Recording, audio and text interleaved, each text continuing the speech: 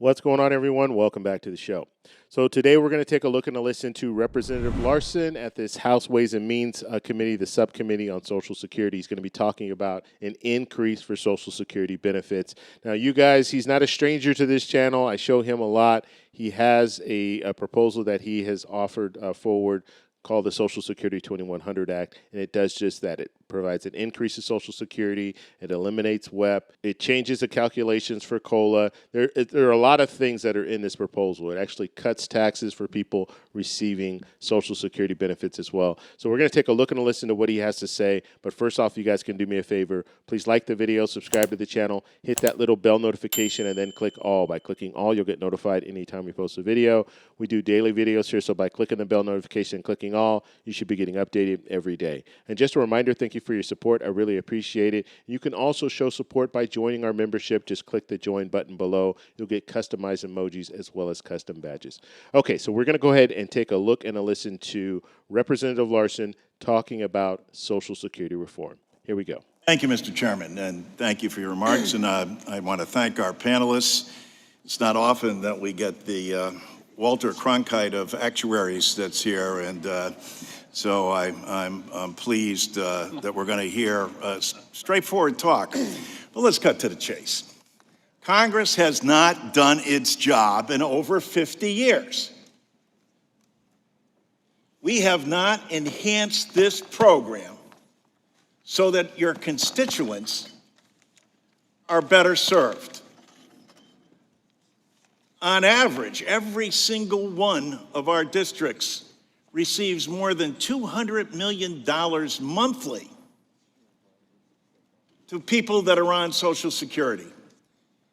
It is arguably probably the best economic development plan that we have. And where do they spend that money? They spend it right back in the district. I can't help but get upset when you think about the fact that 10,000 baby boomers a day become eligible for Social Security. And they look and say, well, what's happened? Why hasn't Congress acted? We have a proposal that's out there. What Congress needs to do is something the public expects from us. Vote. You got a plan? We have a plan. We're happy to put our plan up for a vote. What's yours? What we hear is $1.5 trillion in cuts to Social Security? That's your idea of saving Social Security? Raising the age of Social Security recipients. The American public knows for every year you raise the age, that's a 7% cut in benefits. So the opening remarks of the chairman are that we're in dire straits. We'll see 20% plus cuts by 2033 if Congress does nothing. So your proposal is, well, let's do something. Let's make those cuts now by raising the age and cutting it 21% up front. Now this is a good point, okay? And I talked about this a little bit when I showed you guys Representative Ferguson just talking about Social Security reform. And so the argument right now is let's reform Social Security sooner than later. Let's do it today. Let's put this bipartisan bill together today. But what they're not telling you, we'll just say people who don't want to expand Social Security, people who are looking at the full retirement age and wanting to raise the full retirement age, those lawmakers are saying, yes, we need to reform Social Security. Let's do it tomorrow. But they want to raise the full retirement age. And if you're talking about raising the full retirement age, for every year you do that, that's a 7% cut to Social Security benefits. So let's say, and Representative Larson is talking about this right now, let's say you raise it up to 70, so from 67 to 70. So that's a 21% cut to Social Security. And then you still have to address, because that is not enough. And this is one of the things that really bothers me when I hear lawmakers talking about raising the full retirement age. They know, and if they don't, then they should know, and they need to do some research. But raising the full retirement age, even if you raise it to 70, that is not enough to reform Social Security. You're still going to have to do something. You might prolong the program maybe 5 more years down the road. So now if we're looking at, let's just say in 11 years, the trust fund will be depleted. Well, instead of 11 years, we might be looking at 15 years or 16 years that the trust fund will be depleted. Because even by raising the full retirement age, you're still not going to address the problem. You need to bring in more revenue. And you're not bringing in enough revenue just by raising the full retirement age. Just by those cuts, that's not going to be enough. And so we're looking at a situation where you raise the full retirement age to 70 or even 69, but let's just say 70. That's a 21% cut. And then in maybe 15 years down the road, if they don't reform Social Security, you could be looking at another 23% cut. So does that make sense? Now you're at, what, 40, like a 44% cut to Social Security benefits. And that's all because they didn't want to address the problem and not raise the full retirement age. They wanted to talk about cuts now, cuts sooner than waiting the 9 years. So let's go ahead and continue. It's long overdue to stop all of the dialogue, and how about vote? How about put out your plan, do what the people have asked us to do. Everybody agrees that there's a crisis, that there's a need here. So what do we get elected to do? I don't know how people go home and look themselves in the mirror and understand that there is 5 million of your fellow Americans that get below poverty level checks from Social Security. More than 70 million people, or close to 70 million people now, who rely on Social Security. 40% of them, it's the only benefit they have. And you, Congress, with the responsibility of changing that, do nothing. You don't vote. That's what we need more than anything else. Aside from laying out the numbers and getting the news, good and bad, then the question is, how do you solve the problem? Cutting Social Security doesn't solve the problem. It exacerbates it.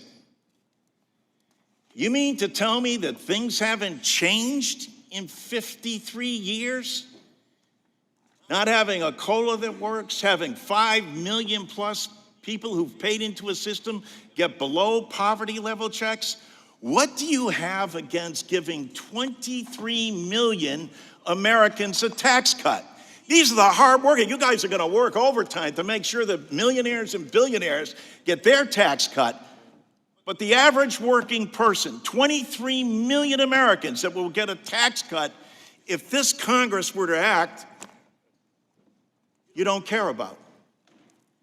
So whether it's a tax cut, whether it's getting benefits to the point where they're livable for people, and making sure that no one can retire into poverty, and repealing WEP and GPO and paying for it. Thank God for President Biden saying, hey, let's pay for this. Let's have people who pay nothing or next to nothing, millionaires and billionaires, just pay their fair share of what the guy making 50 or 30,000 a year has to pay all year long. You know what that does?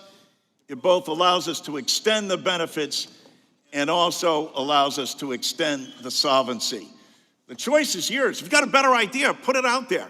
But it seems like the only idea is to cut Social Security by $1.5 trillion and to cut people's benefits by raising the age 21% across the board. I yield back. Okay, so that was Representative Larson, pretty fiery, as always. I mean, he talks like this all the time when it comes to Social Security. He's very, very passionate about it. Now, one thing I do want to mention that one of the things that he talked about, he was talking about the tax cuts. So tax cuts for 23 million people who are currently receiving Social Security benefits. So that would impact a large group of people, and that would, if you want to look at it this way, that would be an increase to their benefits, because right now they're paying taxes on their benefits, and you could say double taxation.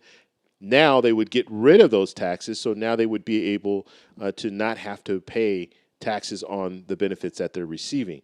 And so they'd have more money in their pocket. And so that would be good. And right now, just so you guys understand what's going on, you have lawmakers that are talking about the tax cuts that they passed in 2017. They want to extend those because they will expire in 2025. So right now, they're working on proposals for that tax cut. What about Social Security? What about people receiving those benefits? Why shouldn't we? I mean, we should be cutting their taxes first.